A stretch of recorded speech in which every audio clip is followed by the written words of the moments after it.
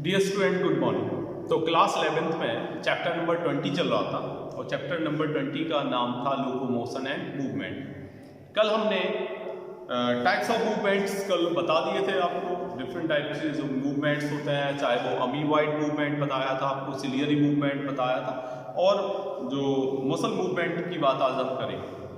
सबसे पहले मसल जो है वो 3 टाइप की होती है on the basis of their function, their origin. तो फंक्शन के बेसिस पे 3 टाइप की मसल होंगी। एक स्ट्रिएटेड होंगी जिनको हम स्ट्रिप्ड मसल कह सकते हैं। स्ट्रिप्ड के अलावा उन्हें हम स्केलेटल मसल्स कह सकते हैं, और दूसरी जो होंगी अनस्ट्रिएटेड होंगी जिनमें स्ट्रिएशंस नहीं होंगे, उनको हम कहेंगे स्मूथ मसल भी कह सकते हैं। अब ध्यान ये रखना है आपको कि जो वॉलेंट्री है वो कौन सी होंगी, स्ट्रिएटेड मसल, और स्केलेटल मसल्स जो होंगी वो वॉलेंट्री होंगी, यानी कि उनको आप अपनी इच्छा अनुसार कॉन्ट्रैक्ट कर सकते हैं, रिलैक्स कर सकते हैं। जबकि इनवॉलेंट्री जो मसल होंगी जिनको हम स्मूथ मसल भी कहते हैं, उनको हम अपनी ऑन विल, अपनी इच्छा अनुसार कॉन्ट्रैक्ट और रिलैक्स नहीं कर सकते। ये ध्यान रखना है, ठीक है। इसके अलावा अगर हम देखें लास्ट जो मसल को बताई थी हमने, कल भी थोड़ी इसके बारे में बात की थी, कार्डियक मसल। कार्डियक मसल्स अगर देखें तो इनवॉलेंट्री मसल होती हैं, ठीक है, और ये न थकने वाली मसल्स होती हैं। ये मसल ऐसी हैं जो कि हार्ट में प्रेजेंट होती हैं। पोजीशन की बात करें तो स्ट्रिएटेड मसल्स जो होंगे, जो हमारे एक्सटर्नल ऑर्गन्स हैं, लिम्ब्स वगैरह, four limbs, hand limbs etcetera, इनमें प्रेजेंट होंगी। और अगर इनवॉलेंट्री मसल की बात करें तो उनकी पोजीशन कहाँ होगी, हमारे विसरल ऑर्गन्स में होगी, जैसे एलिमेंट्री कैनाल है, यूरेटर है एटसेट्रा। कार्डिक मसल्स की बात करें तो कार्डिक, जैसे नाम से ही क्लियर है, कार्डिक मसल कहाँ प्रेजेंट होगी, cardiac muscles are found in the heart, ठीक है। तो ये तो बात हो गई इनकी डिफरेंट टाइप की मसल्स की। अब डिफरेंट टाइप की मसल्स में आपको बेसिकली समझना है स्केलेटल मसल्स के बारे में, जो आपके सिलेबस में जो है मूवमेंट और लोकोमोशन के लिए अगर रेस्पॉन्सिबल कोई मसल है तो उन मसल का नाम है स्ट्रिएटेड मसल, ठीक है बेटा।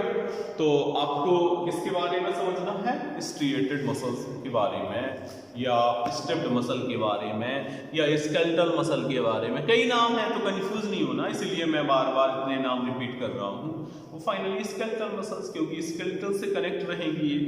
तो स्केलेटल मसल्स जो हैं वो क्लोजली एसोसिएटेड रहती हैं। स्केलेटल कंपोनेंट्स जो बॉडी के हैं उनसे क्लोजली एसोसिएटेड होती हैं। इनमें एक स्ट्रिप्ड अपीयरेंस, अगर हम अंडर माइक्रोस्कोप इनको अगर देखें तो क्या कैसा अपीयरेंस होगा, स्ट्रिप्ड अपीयरेंस होगा।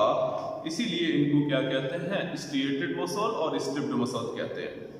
इनकी एक्टिविटीज होती है जैसा कि हमने बता चुके हैं, under the control of our own will. इन्हें हम अपनी इच्छा अनुसार, जैसे ये हाथ है, हाथ की ये फिंगर्स है, या जो भी पार्ट्स अगर अपनी ऑन विल पे अगर काम कर रहे हैं तो वो बने कैसे होंगे, स्ट्रिएटेड मसल्स से बने होंगे। ये सिंपल सी बात है, ठीक है। तो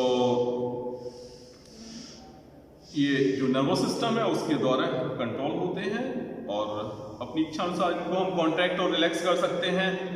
और ये प्राइमरली इन्वॉल्व होते हैं locomotory actions as well as changes of body posture. जो बॉडी का पोस्चर है और जो लोकोमोशन है वो स्केलेटल मसल्स के द्वारा ही होता है। ध्यान रखना इस चीज को, ठीक है। अब जो स्केलेटल मसल है उसकी अगर हम डिटेल्ड स्टडी करें तो उसमें जो स्ट्रक्चर आएगी, उसी स्ट्रक्चर के बेसिस पे हम जो मैकेनिज्म है, मैकेनिज्म जो ऑफ मसल कॉन्ट्रैक्शन, उसी के बेसिस पे हम समझ सकते हैं या समझा सकते हैं। जो प्रत्येक ऑर्गेनाइज स्केलेटल मसल होती है हमारी बॉडी में, जो ईच ऑर्गेनाइज्ड स्केलेटल मसल होगी वो बनी होती है नंबर ऑफ मसल बंडल्स से, और ये नंबर ऑफ मसल बंडल्स को हम फैसिकल्स कहते हैं। ये देखो फैसिकल, ये क्या है, फैसिकल। तो ये जो स्ट्रिएटेड मसल है, मसल जो है वो बनी कैसे होती हैं, एक ऑर्गेनाइज मसल बनी होती है, मसल बंडल्स से मिलकर बनी होती है जिनको हम कहते हैं फेसिकल्स कहते हैं, जो हेल्ड टुगेदर होते हैं एक common collagenous connective tissue layer के द्वारा, और जिसको हम कहते हैं उस लेयर को बोलते हैं फेसिकल। क्या कहेंगे? फेसिकल। जो प्रत्येक मसल बंडल होता है उसमें कंटेन्स होती हैं नंबर ऑफ मसल फाइबर्स। क्या होते हैं? बहुत सारे मसल फाइबर्स होते हैं। प्रत्येक जो मसल फाइबर होता है वो लाइंड रहता है किसके द्वारा? प्लाज्मा मेम्ब्रेन के द्वारा लाइंड रहता है। कवर्ड किसके द्वारा होगा?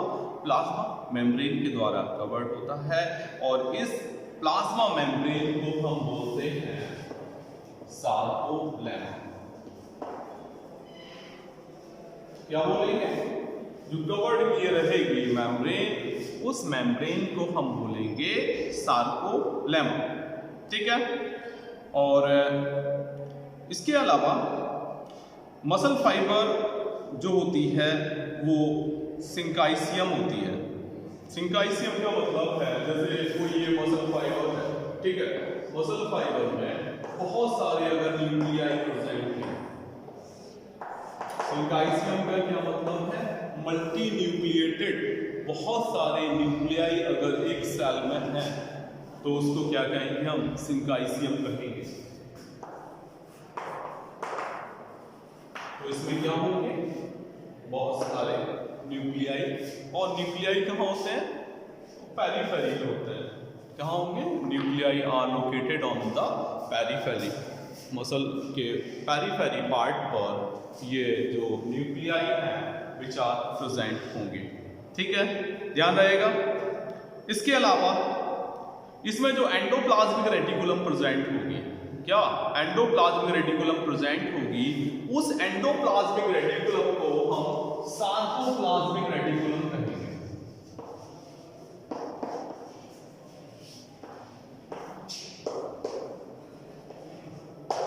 जिस तरीके से आपने देखा था सेल के अंदर जो एंडोप्लाज्मिक रेटिकुलम थी, इसमें भी एंडोप्लाज्मिक रेटिकुलम होगी, क्योंकि सार्कोमियर है। सार्कोमियर के अंदर बाहर मेम्ब्रेन को हमने सार्कोलेमा बोला है, और अंदर जो रेटिकुलम होगी उसको नाम दे देंगे सार्कोप्लाज्मिक रेटिकुलम। ठीक है, ध्यान रहेगा। ये सार्कोप्लाज्मिक रेटिकुलम इसमें प्रेजेंट रहेगी मसल फाइबर में। और इसके अलावा इसमें कैल्शियम आयंस भी प्रेजेंट होंगे।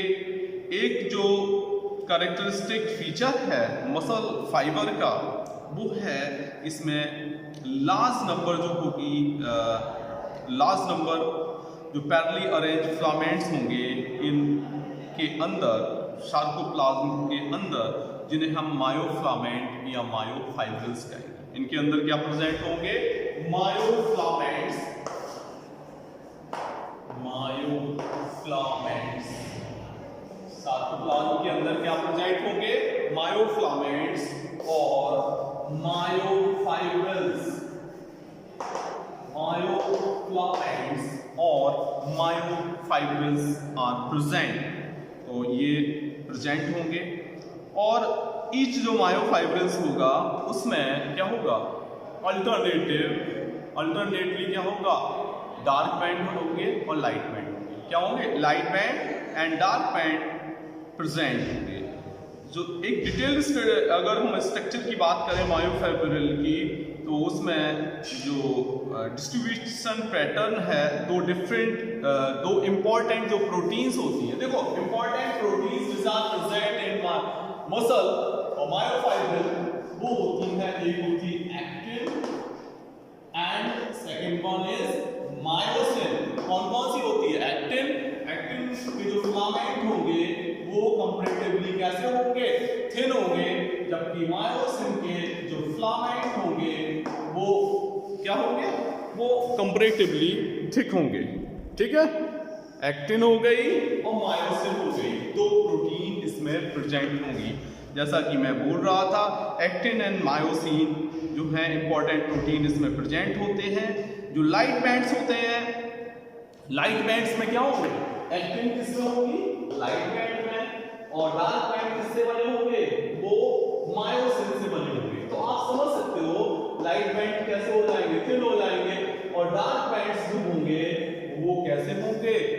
दे रिमेन थिक, वो कैसे होंगे, वो थिक होंगे। तो जो लाइट बैंड्स हैं उनमें एक्टिन होगी, उनको आई बैंड कहेंगे। क्या कहेंगे, लाइट बैंड को हम क्या बोल देंगे, आई बैंड भी बोल देंगे। आई बैंड का पूरा नाम होता है आइसोट्रॉपिक पॉइंट। क्या कहेंगे, आई बैंड को हम बोल देंगे आइसोट्रॉपिक बैंड।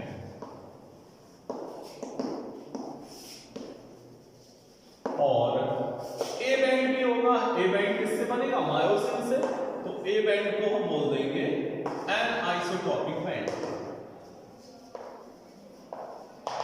इसको बोलेंगे an isotropic band. A band हो गया, आई बैंड हो गया, ठीक है। ये स्ट्रक्चर जो दिखाई गई है, एक्चुअली ये डायग्रामेटिक क्रॉस सेक्शनल व्यू है एक मसल फाइबर का, जिसमें शो किया गया है मसल और मसल बंडल और साथ ही साथ जो मसल फाइबर्स हैं उनको शो किया गया है। ये पूरी की पूरी स्ट्रक्चर देख रहे हैं, बहुत सारे उसमें ये एक बंडल बोलेंगे, ये क्या है, these are the bundle, muscle bundle, और उसको फैसिकल बोलते हैं, ठीक है। और इसके अंदर एक मसल फाइबर भी दिखाई दे रहा है, ये जो दिख रहे हैं these are the muscle fibres हैं। मसल फाइबर्स को हम क्या कह सकते हैं, muscle fibre are also known as muscle cells भी बोलेंगे, ठीक है। तो ये स्ट्रक्चर्स में ब्लड कैपिलरी, ब्लड की सप्लाई को भी दिखाया गया है, ठीक है बच्चों। तो आज की क्लास हम यहीं इसको समाप्त कर रहे हैं, कल इस टॉपिक को आगे पढ़ाएंगे। Thank you so much, have a good day.